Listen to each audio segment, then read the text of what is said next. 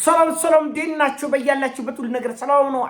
አሽን አንድ የላችሁ እሞኝላችሁ አለ በስቴት ስትጎንዶሉ ማለት ላይክ እና ሼር ያደረጋችሁ ሐሳቦቻችሁ ለብዙዎች አካፍሉ። ለዚህን ኮልቪ አመሰግናችኋለሁ። ሐሳቡ ሲሞቻችሁ 3000 ላይክ እንድትጎጩት እጎብዛችኋለሁ። ዛሬ ወደ ሚዛናችን ዘላችሁ የመጣ ነው እንግዲህ እፍረተ ቢስ የሆነው የአሜሪካው ፕሬዝዳንት ዶናልድ ጄ ትራምፕ ነው። እኔ በዚህ ጦርነት ውስጥ የኢራኖች ጽናት አልደነቀኝም። ምክንያቱም ከኢራኖች የሚጠበቅ ነው የ6000 ዓመት ወርቃማ ታሪክ ያላቸው እጅግ ኃያላን ህዝቦች ዓለምን አንቀጥቅጦ የመራ ህዝቦች የነበሩ ታላቅ ህዝቦች ናቸው። ከኢራን ህዝብ ይሄ ጥንካሬ እንደ ብረት ተራራ መበርታታቸውና መጠንካራቸው አይገርመኝም። በድቅድቅ ጨለማ ውስጥ ሃይማኖታቸውን ያጸኑ አላሁ አክበር ከአላህ ጋር እናሸንፋለን አሉ። በእምነታቸው የጸኑ ያልተንበረከኩ ያላጎበደዱ ጠንካራ መሆናቸው ብዙም አይደንቀኝም። የኢራንን ህዝብ የሚመጥንም የሚጠበቅም ነው ከኢራን ህዝብ። እኔ የገረመኝ እንዴት የአሜሪካ መሪዎች በዚህ ደረጃ አውቃለሁ፣ ብዙ ፖለቲካዊ ሙድና እንዳለ ሸፍጥ እንዳለ ብዙ ሰቅጣጭ ዘግናኝ ነገሮች እንዳሉ እናውቃለን። እንዴት በዚህ ልክ እፍረተ ቢስ ሆኑ የሚለው ነገር ነው ይደነቅ። በአደባባይ የሰው ሀገር ወረው የሰው ሀገር መሪ ጉሮሮ አንቀው እጅና እግሩን አስረው በገንዘብ ሀገራቸው እስር ቤት ሲያስቀምጡ ከዚህ በኋላ የኢራን ፕሬዝዳንት እኔ ነኝ ያለው ትራምፕ ወጥቶ ነዳጁም የኛ የአሜሪካን ነው ነው። እፍረተ ቢስ እንዴት በዚህ ደረጃ ሆኑ የሚለው ነገር ከአቅሜ በላይ እንጂ የኢራን ህዝብ ጀብዱ የሚጠበቅ እሳት እየዘነበ ያ ሁሉ እሳት እየዘነበ ሌሊትም ቀንም አሜሪካ አለኝ የምትሉን ሁሉ እሳት ኢራን ላይ እያዘነበች ነው። ኢራን ብቻዋን 13 አገር ወጥራ እየተፋለመች ነው። 13 አገር ዓለም እጁን በአፉ ነው የጫነው። ይሄ የሌብነት ጦርነት ነው። ይሄ ጦርነት ሚሳኤል ነው፣ ኒኩለር ነው፣ ውሸት። ይሄ ጦርነት የእፍረተ ቢሶች የዘረፋ ታሪክ ነው። ቬንዙዌላን እንደወሰድኩት ኢራን ወስዳለሁ አለ። አደባባይ ወጥቶ ወስዳለሁ ነዳጆ እውነቱ ለመነጋገር አለ ለፋይናንሻል ታይምስ ለኔ አይደለም ቢኖክረኝ እውነቱ ለመነጋገር አለ። መሽኮርመሙን ተወው፣ አይን አውጣ ሆነው መርዙን ተፋው። እኔ የኢራንን ነዳጅ ወስጄ ካርግ ደሴትን እውነቱ ለመነጋገር መቆጣጠር ፈልጋለሁ አለ። ተመልከት። ይሄ እቅድ ግን ዛሬ አይደለም። ከ40 ዓመት በፊት ዶናልድ ትራምፕ እኛ ሳንወለድ ይሄ ትውልድ አብዛኛው ወጣት በሌለ ሰዓት የታቀደ እቅድ ነው።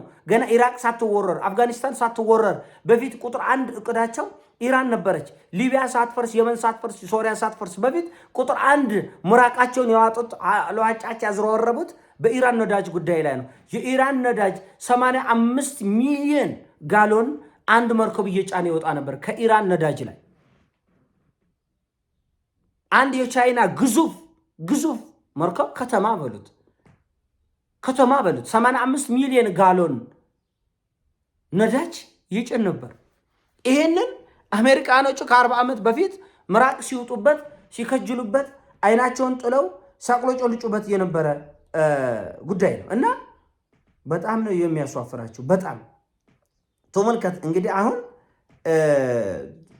መረጃን ላሳያቸው። ከ40 ዓመት በፊት የነበረ የአሜሪካው ፕሬዝዳንት ዶናልድ ጄ ትራምፕ ንግግር ነው። ከ40 ዓመት በፊት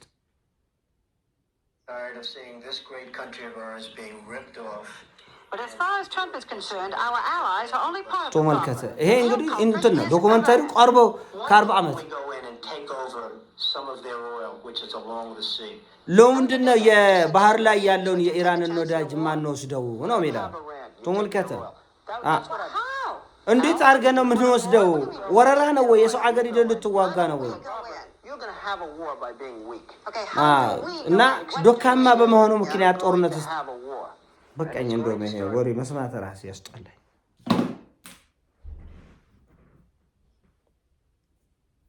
ከ40 ዓመት በፊት ነው እንግዲህ መልኩንም እንደምታየት ነው። ገና ወጣት ጎረምሳ ባለው ጊዜ ነው። አሁን ጃጅቶ ጎብጧል። በወጣትነቱ የከጀለውን ምራቅ ያዋጠለትን ዘረፋ ነው በስተርጅና ጎብጦ ቆዳው ተሸብሽባ ለዘረፋ የመጣ ኢራን። ስለዚህ ኢራኖች አይፈቅዱም። እሱ ይታወቁ ነገር ቆዳው ተሸብሽባ ነው።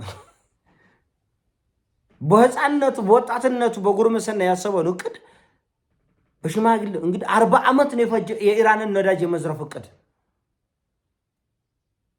ችግሩ አይቀመሴ በመሆናቸው ምክንያት ቆይ ዛሬ ቆይ ነገ ቆይ ከነገ ወዲያ ቆይ በማዕቀብ እናሽመድምዳት፣ ቆይ ህዝቡ እርስ በእርስ በረሃብ ይጮራረስ። አንድ የአሜሪካ ዶላር ኢራን ውስጥ 1 ሚሊዮን የኢራን ሪያል ነው የሚያወጣው። 1 ሚሊዮን ምንድን ነው? ምሳ የምትበላው በኢራን $1 ሚሊዮን ነው።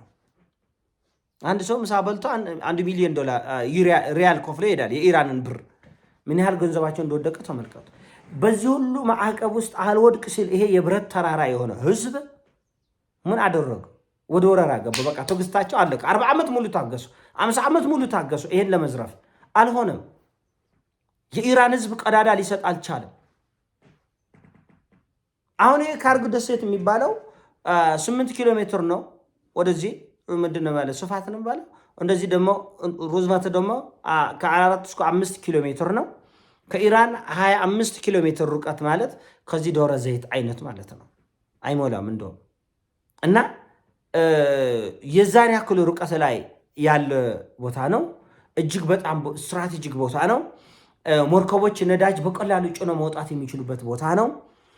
በጣም ምቹ ነው። በጣም እጅግ በጣም ወሳኝ ነው። ይሄ ደሴት በጣም ወሳኝ ደሴት ነው። ምራቃቸውን ቢወጡበትም አይፈረድባቸው። ምራቃቸውን ቢወጡ ቢከጁለ ለአጭ ወዝረረበ ትራምፕ እኔ ብዙም አይገርም። ቅር የሚለኝ ምንድን ነው በዚህ ደረጃ አፍረተ ቢስ እንዴት ትሆናለህ ነው እንጂ የኢራኖቹ ጀብዶ የሚጠበቅ የኢራኖቹ ጽናት የሚጠበቅ ነው። የኖሩበት ነው፣ የዞራቸው ነው፣ የአባታቸው ነው፣ የደማቸው ነው።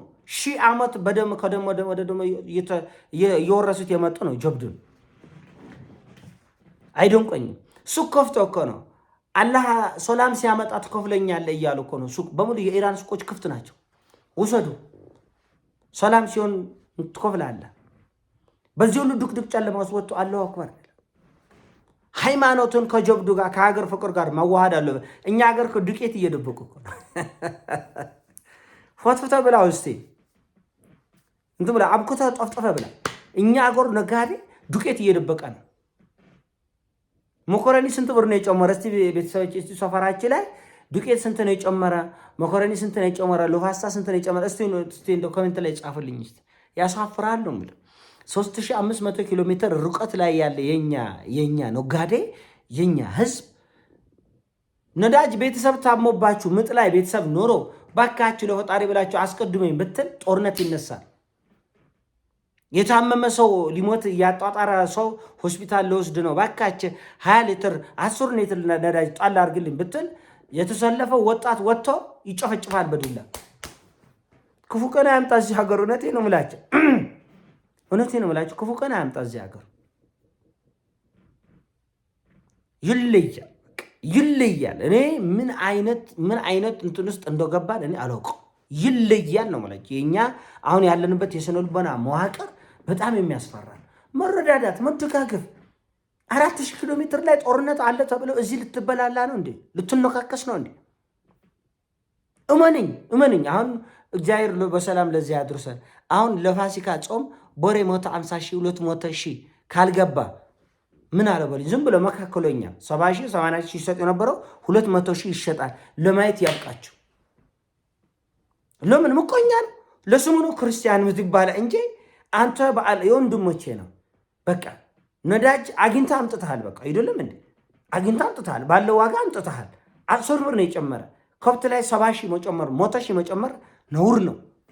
እኛ ሀገር ነጋዴ ግን ይሄን ያደርጋል። አሁን መኮረኒና ዱቄት ላይ እንዲህ ሆኖ የተንገበገበ ውሃ እኮ 20 ብር ጨምራል። ሰምታችሁ አለ ያ ሊትር ውሃ ላይ 20 ብር ነው የጨመሩት። እና ተሰፍራላችሁ በጣም እናንተ ጋር ክፉ ቀን ከመጣ ምትናኖር አዶግነታ ያው እዛው ታውቁታላችሁ። ክፉ ቀን ሲመጣ ደሃውም አላ ሄዶ ጉብ እንደሚል ታውቁታላችሁ። ብዙዎቻችሁ የገጠማችሁን ነገር ታውቃላችሁ። ለሀገር ሰላም መስራት የሚገባችሁ እናንተ ናቸው። ሀገር እንድትረጋጋ ድሃ እንዳይከፋ ማድረግ የሚገባችሁ እናንተ ናቸው እንጂ የከፋ ቀን ሲመጣ ድሃ እርቦት እሱ ሞተ እኔ እየቦላ እናራለ ጭቅላትን ትጥቅ እንደዛ አይነት ነገር አይሰራም። እና በጣም የሚያስደንቅ እኔ በዚህ ጦርነት እጄን በአፌ ነው የጫንኩት። የኢራኖቹ ጽናት እንደ ብረት ምሰሶ ነው የሆኑት። እንደ አለት እንደ ብረት ተራራ ነው የሆኑት። እና ይሄ በጣም የሚያስደንቅ ነው። ይሄ የዘረፋ ታሪክ ይሄ አንገት የሚያስደፋ አሜሪካኖቹ ኦፍር ድንግጥ ሊለት የሚገባ አሳፋሪ የልዩነት ድርጊት ነው የተሰራው። እንደማይሳካላቸው 100% እርግጠኛ ነኝ። ምናልባት የዓለም ታሪክም የሚቀየሩበት ጦርነት ነው የጦርነት የኔ ሀሳብ ነው። ሲሞቻችን ላይክ አድርጉ፣ ሼር አድርጉ። ወዳችኋለሁ። ፒስ